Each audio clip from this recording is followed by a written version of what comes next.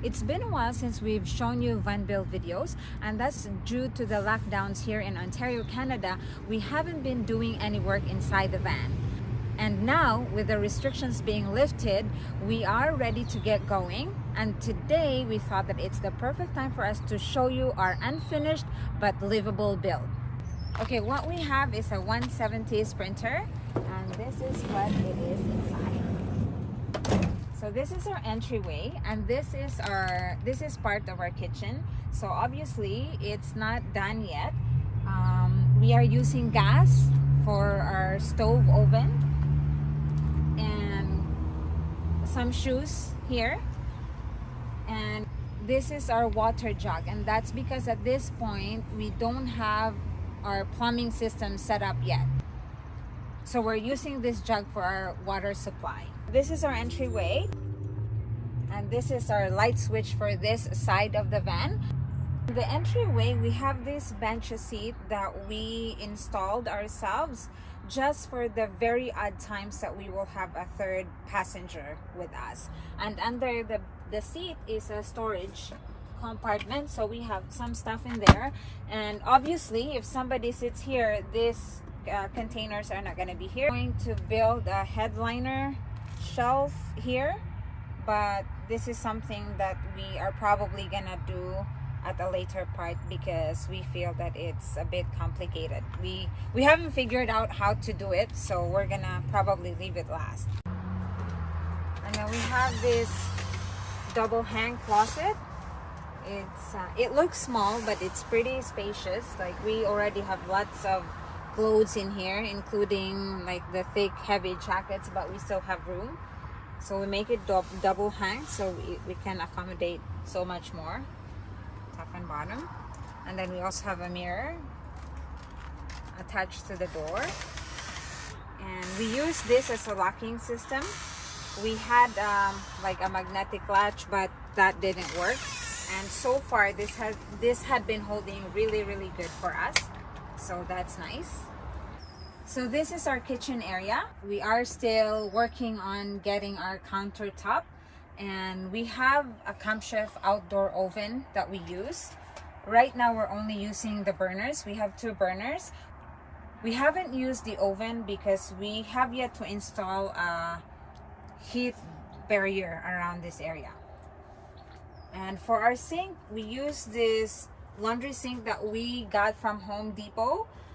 When we bought it, it came with a cabinet and all the other components. Gibby has yet to install our plumbing system. So we also have a wet bath, but it's still a work in progress right now, but we already used it. For now, we only have the shower pen, and we have our portable toilet there. That's not, like, we haven't really decided yet what type of toilet we're gonna use. So we attach the shower curtains so that we can shower inside, so it doesn't get wet, because obviously it's not completed at this time. Our upper cabinet, so this is where we hold more of our food storage. Some food storage here, and then clothes for Gibby, clothes for me, and then some miscellaneous stuff in here. For the upper cabinets, you can see that we don't have door handles. We did like a bit of an overhang. I'm not sure if that's the right term, but the doors are wider than the actual cabinet opening. In that way, we can just pull it this way. We've also installed this gas strut so it stays open. This is our living room, dining room, bedroom area. We use Lagoon table mount, so this table swivels that way, and then yeah, we love this table as well. And to convert this into a bed, we attach some cleats on both sides. This piece goes in here, another piece that goes in here as well, and then the foams, we just move them to the center, and this one's to the sides. This foam that we have right now, these came from our old bedroom. We are still waiting for the actual foam that we're gonna have in here. So this is just temporary. This piece is really helpful when we are traveling and just on the go. When we don't have time to sit in the dining area, we use this as our table, a little table in the front. So when we need the quick area to eat on the road, this is our setup. And that way we don't have to go to the back and set up the table. Inside this bench here, we have 300 amp hours of battle-born lithium batteries. We have a 3000 watt Victron inverter to power up our 110 appliances. And we also have a DC to DC charger.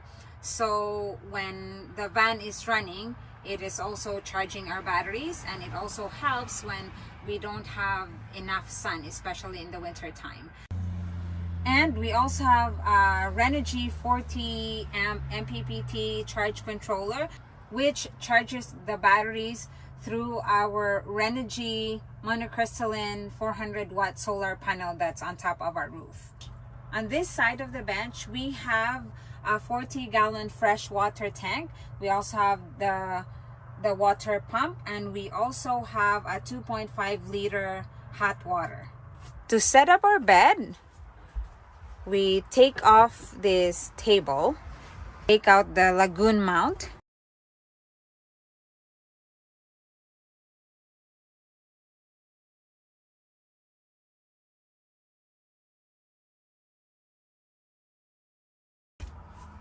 and that's our bed setup. For our cooling system, we don't have an air conditioner. Instead, we have two of the Max Air fan. In that way, we have one that's pulling the air in, and then the other one that's pulling the air out. For our heating system, we have a Webasto diesel heater. We had been using this in the winter time, and it has been great. In this cabinet, we hold some of our supplies, and this is also where our controller is. This is the controller for the Webasto heater. This is for our Victron inverter, and this is for our battery monitor. We also installed this paper towel holder, which is very convenient. And this collapsible drainer is very useful. This is where we store our fruits and veggies while we are driving, and that way the fruits, they stay fresh and they don't get bruised because they are sitting here nice and tight. This is our van. Obviously it is not completed, but we had been living in it for a while now, and yes, there are some inconveniences, but it is functional for our needs, and we had been really loving it, and we cannot wait to show you the next progress of our build. From up here, the world seems small. We can sit